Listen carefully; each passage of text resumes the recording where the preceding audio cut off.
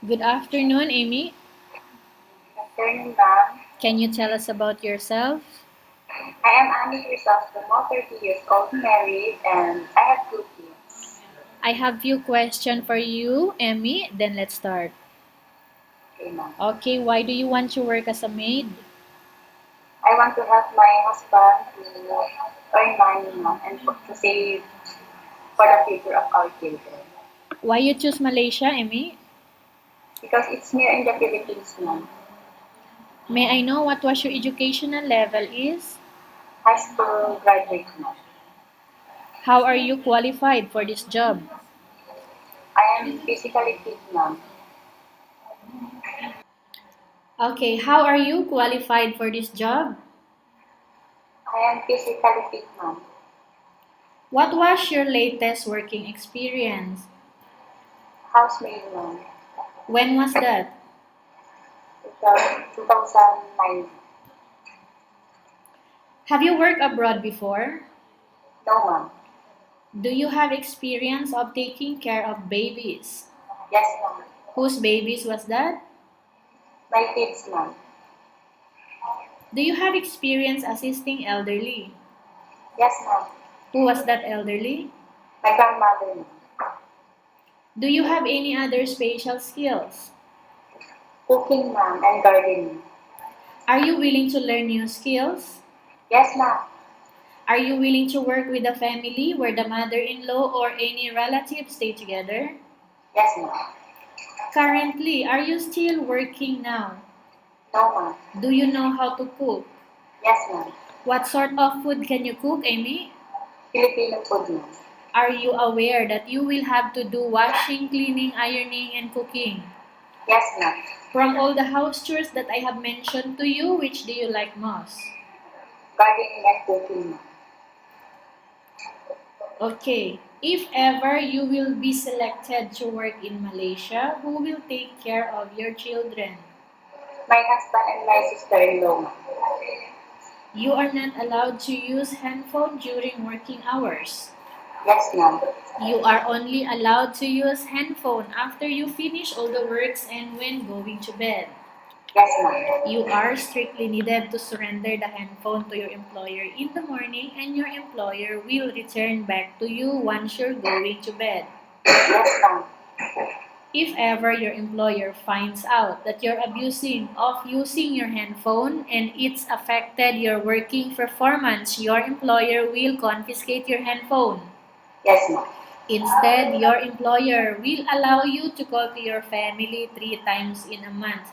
You only allowed to bring normal phone and you are not allowed to bring smartphone. Are you I, agreed for the terms and condition? yes, ma'am.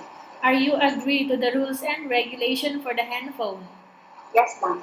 How many years is the contract as you agreed and understands? 2 years, ma'am. Can you describe for us your attitude?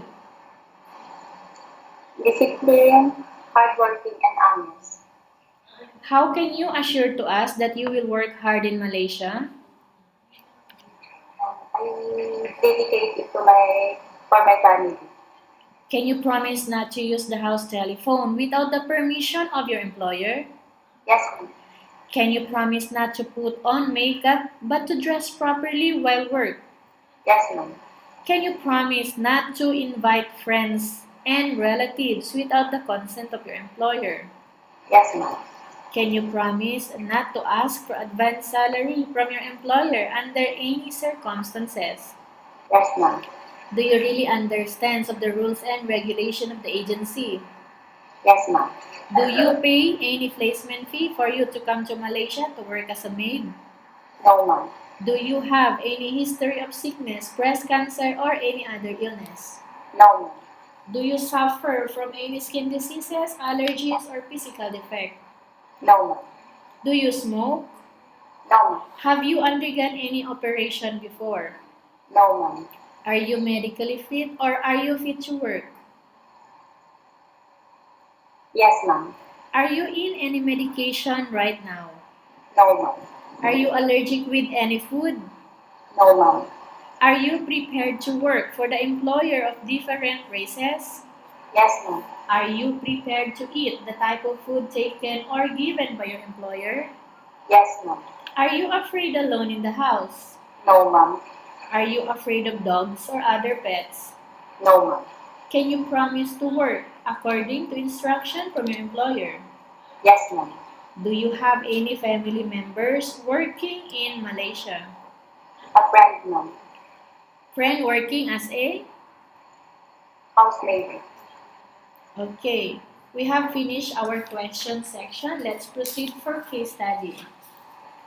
I Okay. have a case study for you, Amy, and I want you to respond truthfully. Yes. Okay, upon arrival in Malaysia, within 6 months only, if in case one of your family members passed away, what will you do? I will ask my employer if they allow me to go home. But if not, I will finish my contract until I finish. Okay, any help would you give to your family members who passed away? So, no? Any help would you give to them? Yes, ma'am. What help? Financial. Okay, if in case your employer is watching you right now, what do you want to tell them? Why they need to hire you? Um, Ma'am, please choose me because I am hardworking, honest, and disciplined. Okay, tell us about yourself again. I am Ami Crisostomo, 30 years old, married, and I have two kids. And why do you want to work in Malaysia as domestic helper? I want to help my husband to earn money. Okay, thank you very much, Emmy. We will update to your agency if there is any selection made by the employer. Okay, ma'am. Thank you.